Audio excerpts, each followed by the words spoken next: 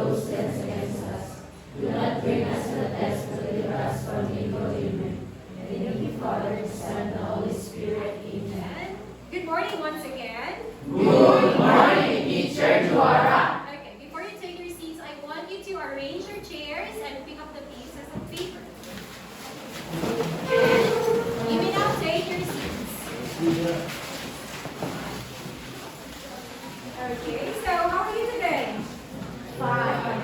Feeling good? Feeling excited? Feeling good. Very good. So, class minor, who's are absent today? Who's are absent today? Alex. Alex only? Braga. Alex and Braga. Okay, so they are absent today. They have excuse letter? No. Yes. Okay. So before we start our lesson, I want you to review your past lesson or your discussion yesterday. So who can give me a recap on what we discussed yesterday? Yes, Joven? Yesterday we talked about the properties of our living.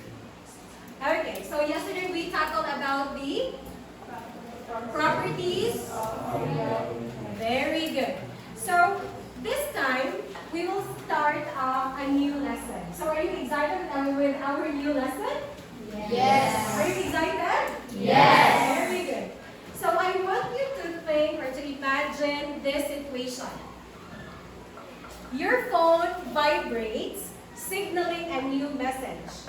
So you open the message, and it is from a known number.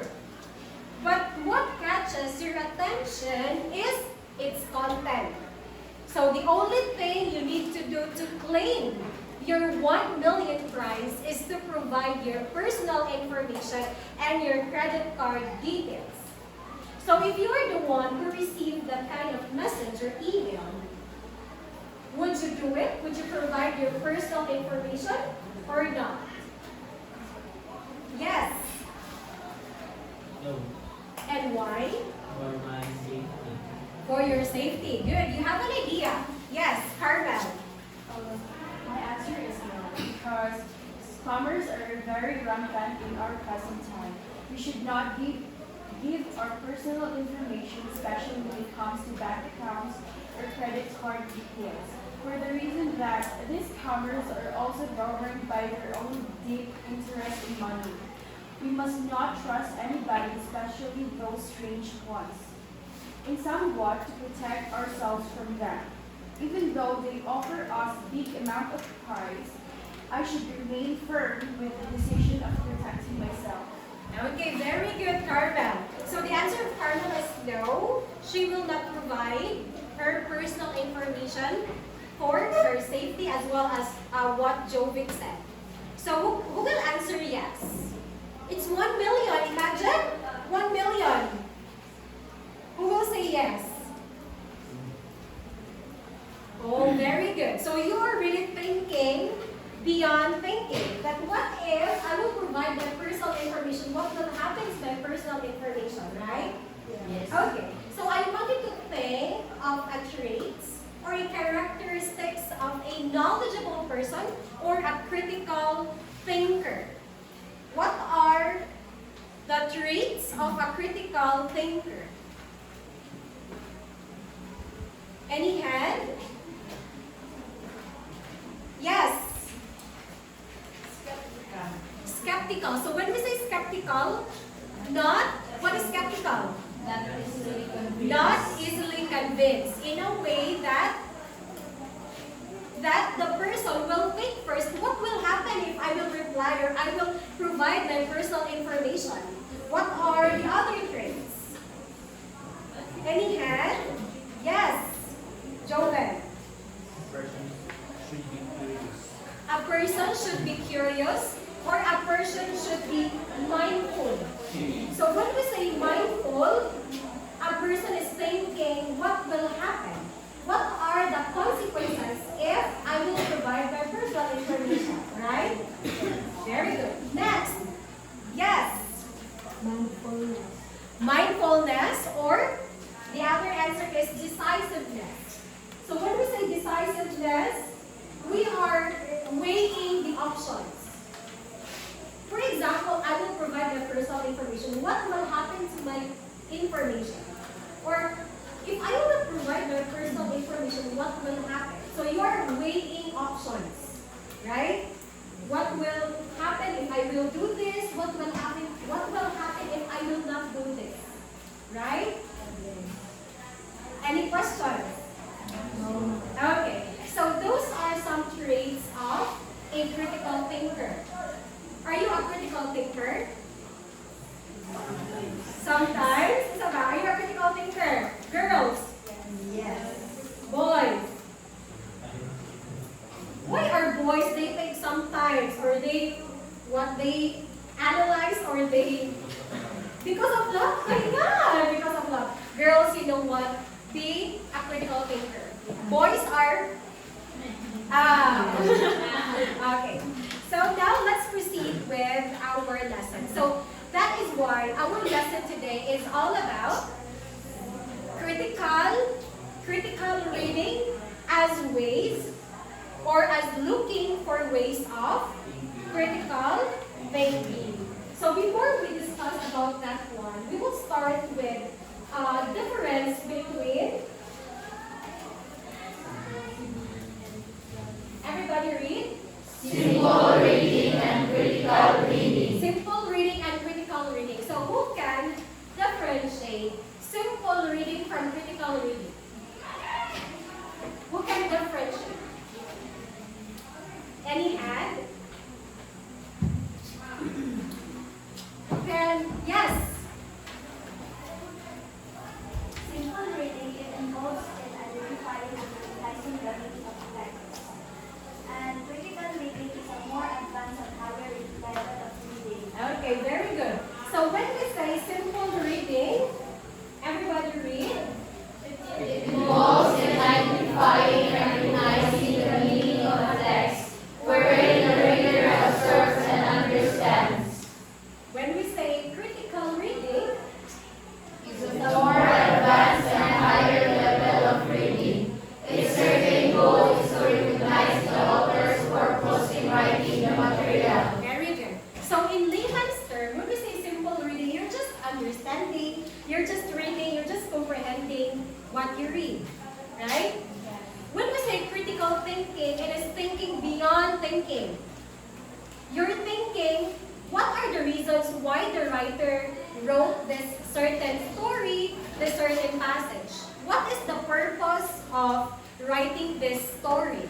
Like that. So there are questions that is beyond, not just like simple reading, you're just understanding, you're just comprehending the passage or the content. So simple reading, it's merely recognizing the meaning of a text. When we say critical reading is more advanced and higher level of reading.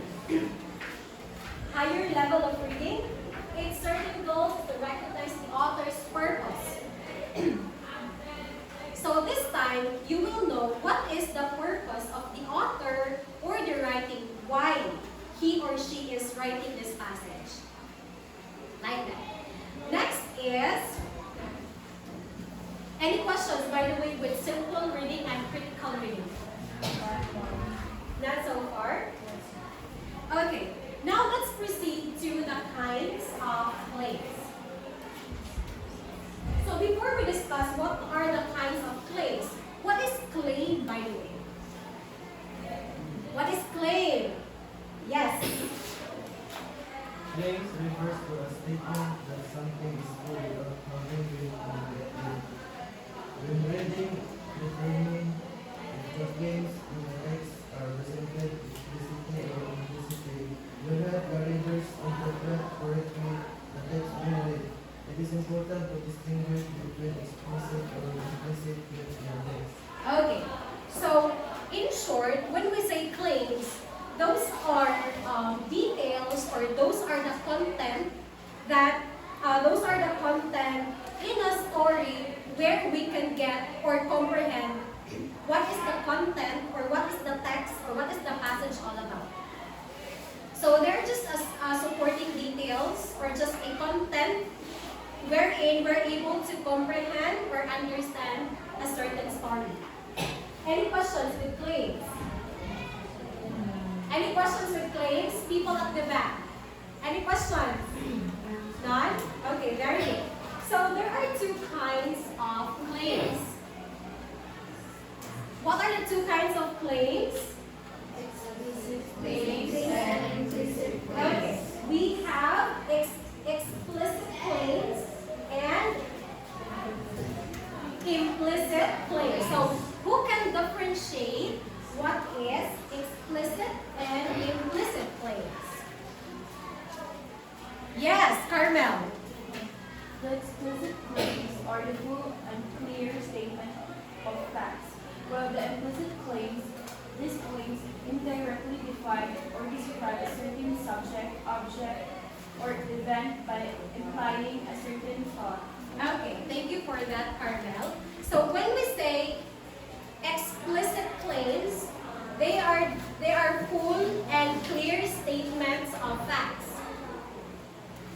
These claims do not cause any confusions to the reader because based on what the passage or what the story all about, it's just merely facts.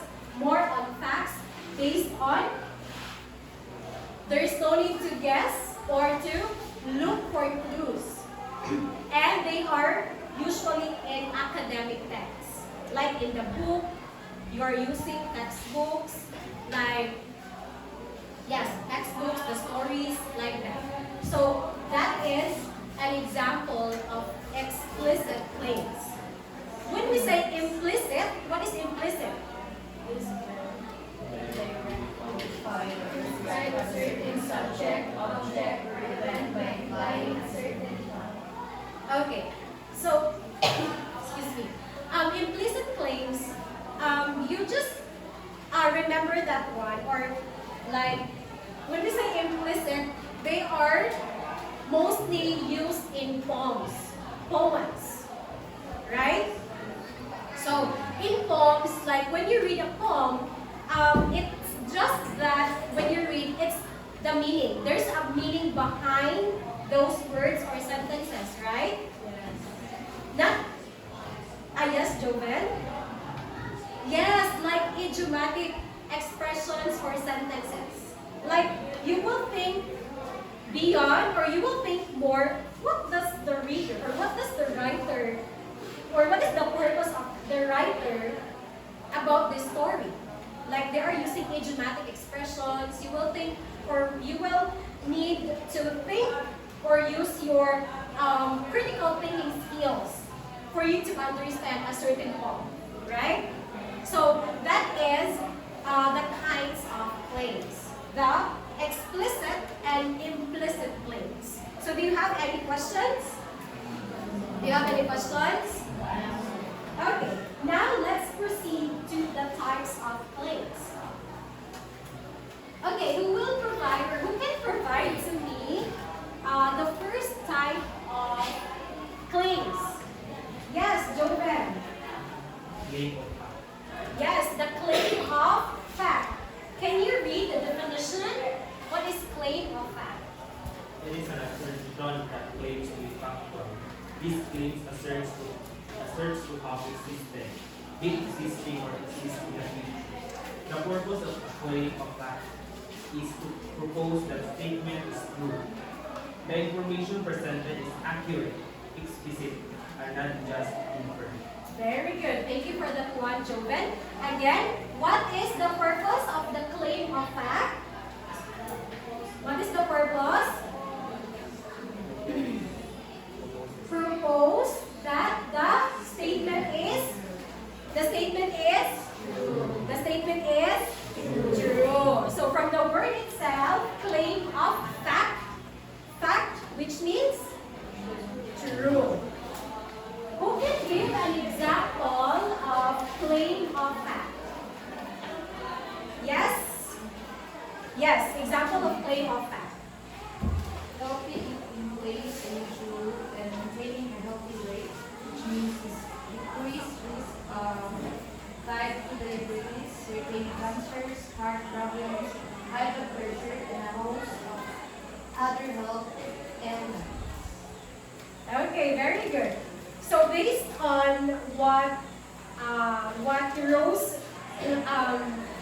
provided an example, is it fact? Is it true? Is it true?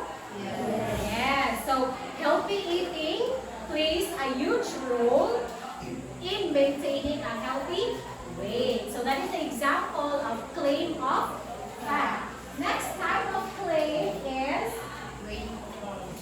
again Claim of policy. claim of policy. Can you read the definition of claim of policy? It refers to one. Yes. Claim of policy refers to an assertion which claims that a certain policy should be implemented or that something should be done in order to solve a certain problem. It usually begins with the word should, ought to, or most. It also asks the question such as, is it an effective solution to the problem? It does the claim solve the problem? Okay, very good. Thank you for reading. So, what are the words that we need to remember in the claim of policy? The words should, ought to, Or must. must. Again, what are the words? Should, ought to, or must. Okay, very good. So those are the words that we need to remember in the claim of policy. There should be a word should, ought to, or must. So when we say claim of policy, it refers to a claims that a certain policy should implement it. So who can give an example of claim of policy? Yes? An individual must be at least 18 years old in order for him or her to apply for a driver's license. Okay, very good. So what have you observed in the sentence? There's a word. There's a word? Must. Must. Very good. Another example. Yes, Carmel. The city's Board of Education issued an honor program not only for high school students but for elementary and junior high school students as well. Okay. So what have you observed in the sentence? There's a word. Should. So what you will always remember the words in the claim of policy. Should, ought to, and must. Next. The next type of claims. Claim of value. Who can read the definition? Yes. Make a judgment. They express approval or disapproval at any improvement. Some action, being or creation is right or wrong. Very Good or bad. Beautiful or ugly. Worthwhile or unworthwhile. Very good. So when we say claim of value, it's just like making a judgment. It's like expressing approval or disapproval. And also, it's about morality judgments, about rightness or wrongness of the conduct of the law. It's just like weighing a option. Is it good for me? Is it bad for me? Like that. Who can give an example for the claim of value? Who can give an example? Yes, Joel. It's better to apply good nutritional choices at home than teach them at school because good nutrition then becomes ingrained in health experience. Okay, very good. So, as what you have observed in the sentence, they're like differentiating good nutritional choices that that they learn from home and they learn from school. Next example, we can give. Yes. Although renewed therapy has produced some good results in fighting cancer, overall it is less effective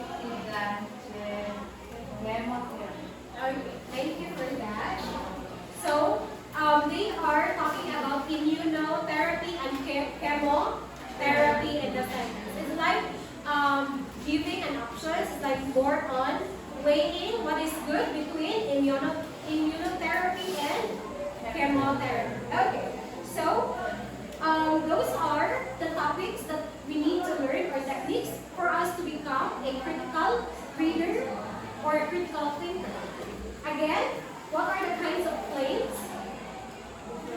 Explicit claims and implicit claims. How about the types of claims? Claim of fact, claim of policy, and claim of value. Okay. Do you have any questions with our discussion before we proceed with our activity? Do you have any questions? Very good. So for the activity, same group we had on our past groupings, same group.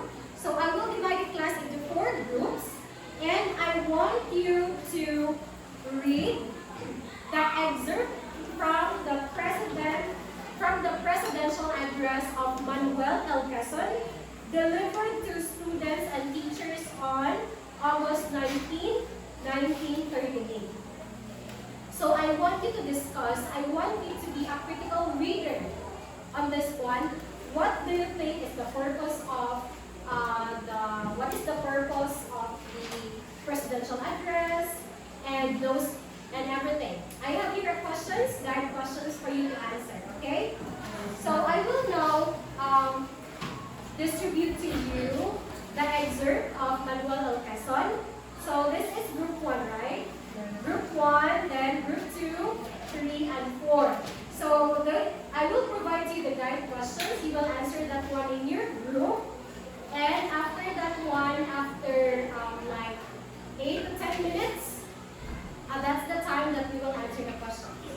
And let's check how critical thinker you are. Okay? Do you have any questions? Okay. So this is for group 1. This is for group 2. This is for group 3. And this is for group 4. Okay. I will give you 8 minutes to discuss in your group. Do you have any questions? Okay. You will now go to your respective groups. Yes. Go to your groups.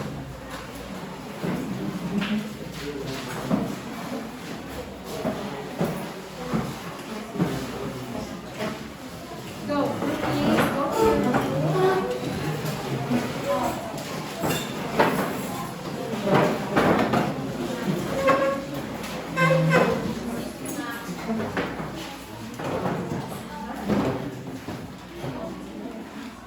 So you will just, yes, you will just read the excerpt. Yes.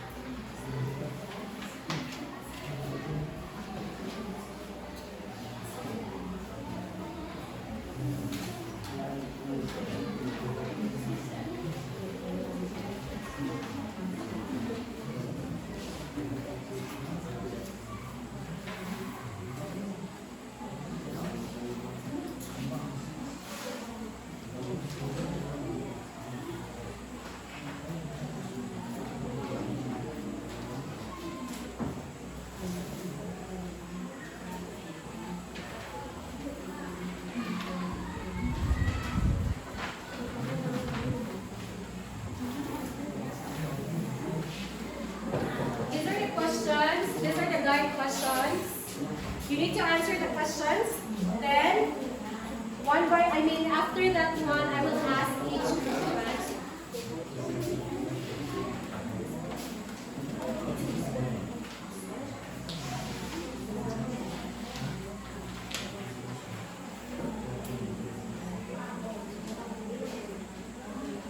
Don't worry.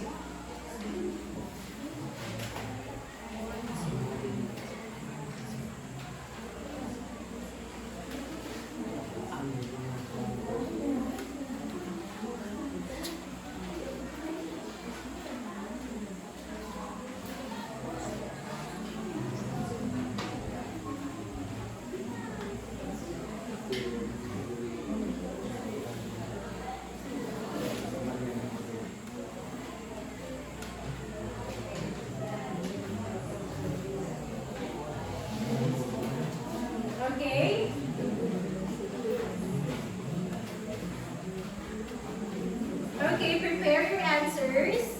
Prepare your answers, each group. Okay. Okay, time is up. Let's prepare.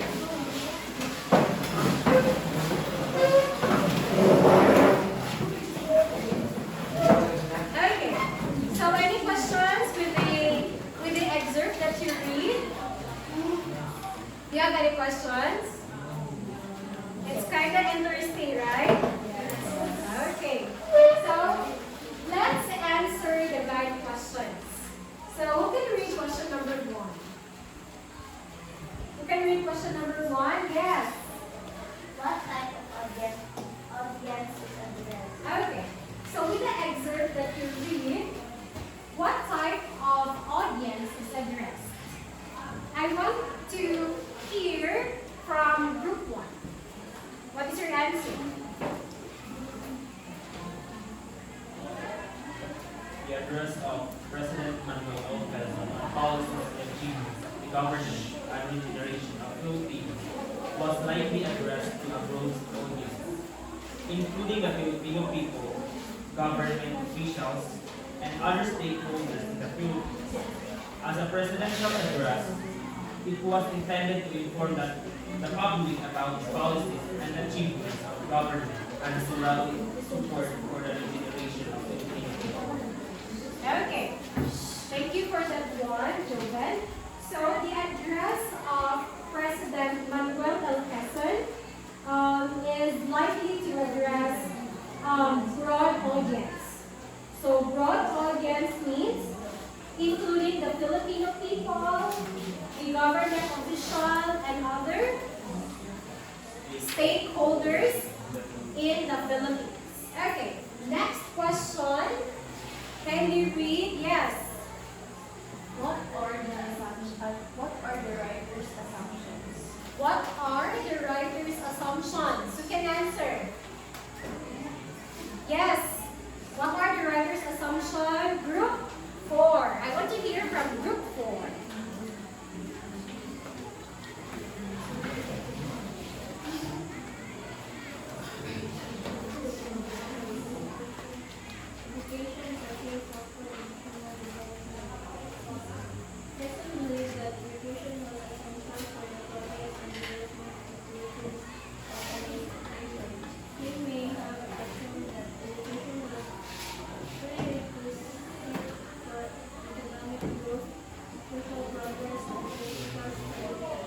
Okay, thank you for the answer, group 4. Okay, so the writer's assumptions are education is a key factor in national development. Do you believe that one? Do you believe that? Yes. Very good. So education is a key factor in national development. Then education should promote nationalism and patriotism. So we should embody that one. We should be patriotic and what? Okay, yes. So we need to have the traits as people in the Philippines or people living in the Philippines, right? Okay. Then education requires collective effort. So in the address or the presidential address of Manuel L. Quezon, education is a collective effort. So if the student is not exerting effort, only the teacher, it's no sense at all, right? It should be a collective effort between the students and the teachers and other stakeholders, right? Very good. Next question, what are the writer's intentions? I want to hear answer from group 3. Yes. Manuel L. Quezon presidential address delivered to students and teachers on August 19, 1938 had the intention of emphasizing the importance of education for the development of the Philippines as a nation. He believed that education was the key to creating a better future for the country, and he wanted to inspire the youth to pursue their education and contribute to the growth and progress of the Philippines. In his address, he stressed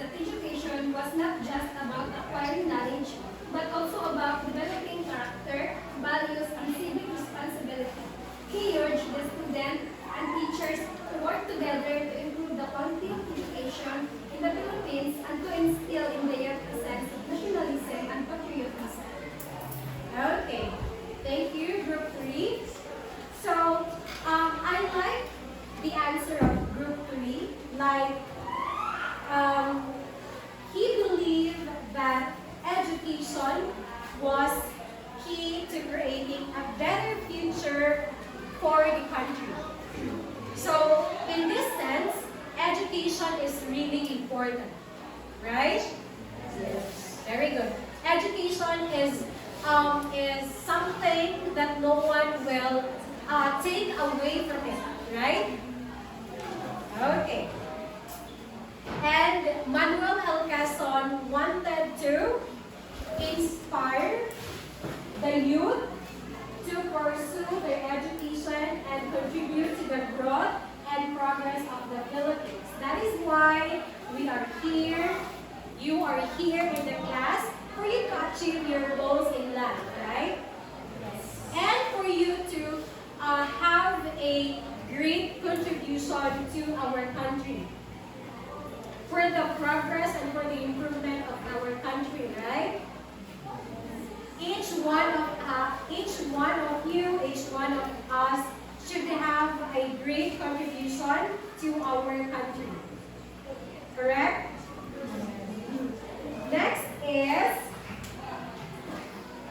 Next question, number 4. Yes, Carmel. How well does the writer accomplish this? Based on the available information, there are 3 points that can be made. First is Quezon's address was well received. According to the historical records, Quezon's address was widely praised by the audience and by the media. It was seen as an inspiring and visionary speech that emphasized the importance of education for national development. Education was a priority for Quezon's administration. Quezon's government implemented several policies and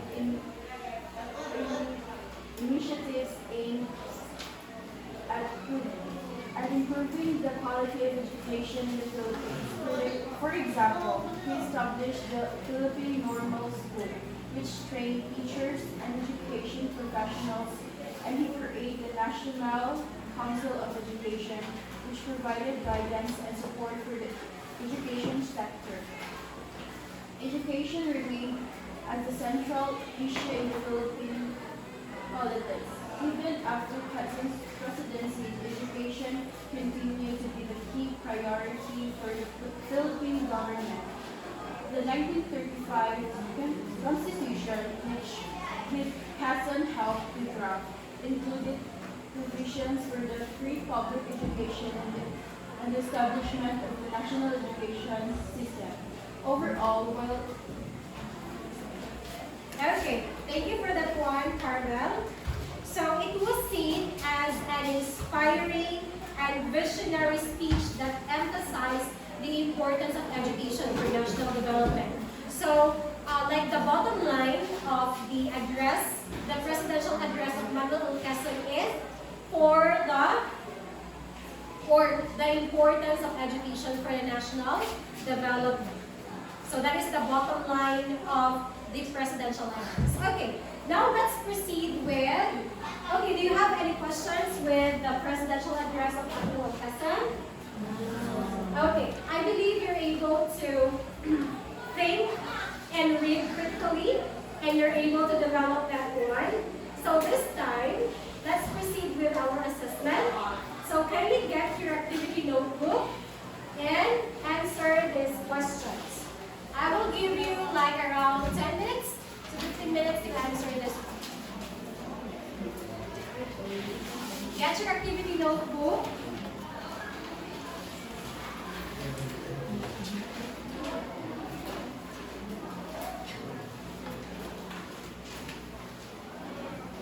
Okay, I will do this one.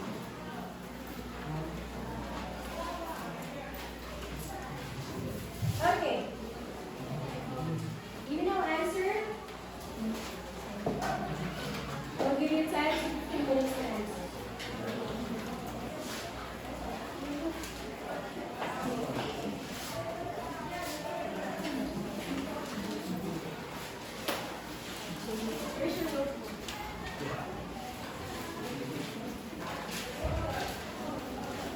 Where's your boat man?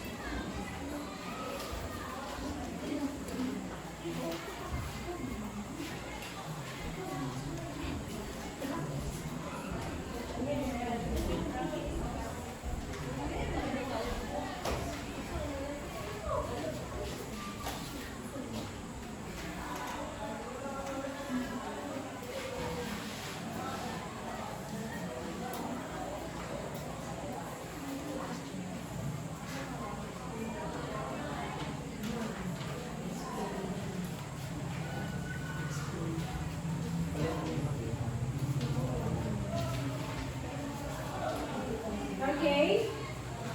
Time is up. Do you have any questions for your activity with your assessment or not? Okay, go. Continue answering.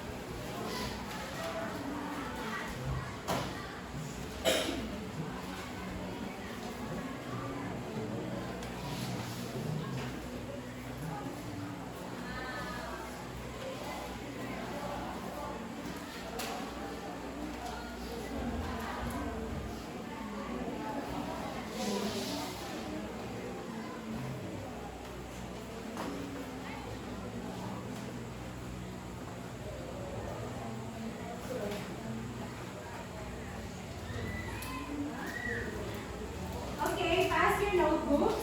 Time is up. Pass your notebooks. Pass your notebooks.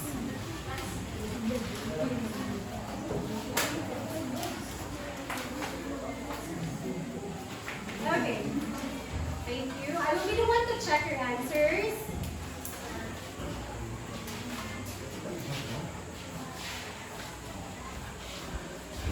Okay, thank you for that one. So, let's try to answer the following questions, okay? For question number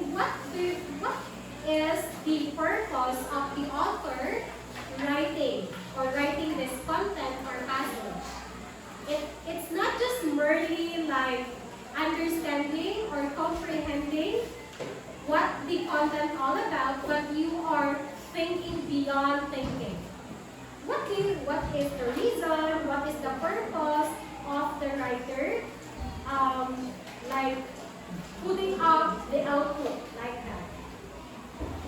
So I believe you're able to grasp new ideas and make sure to apply that one in your daily lives, okay? So in this 21st century, we are now the 21st century, critical thinking skills is one of the skill that we need to develop.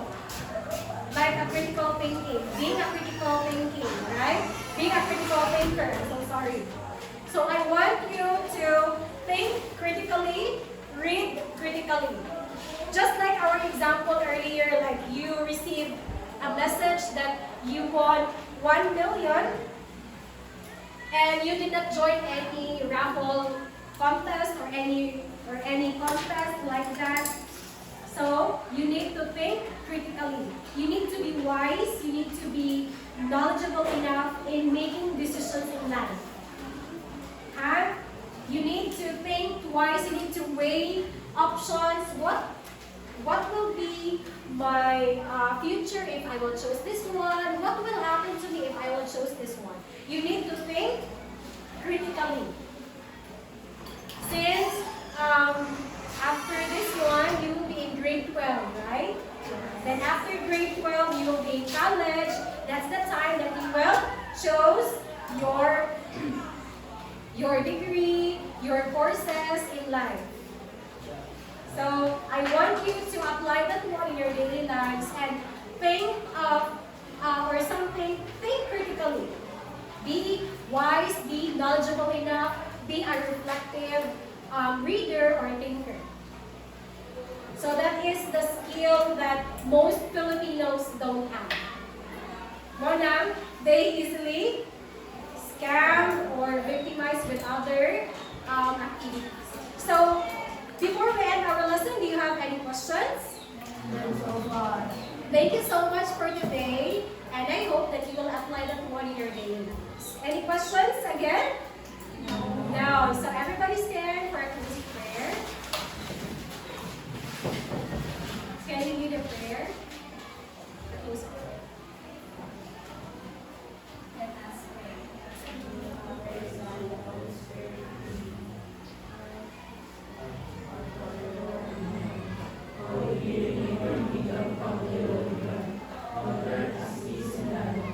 Give us this day our daily bread, and forgive us our sins, as we forgive those who trespass against us. And not bring us into temptation, in the name of the Father, the Son, and the Holy Spirit. Amen. Goodbye, class. Good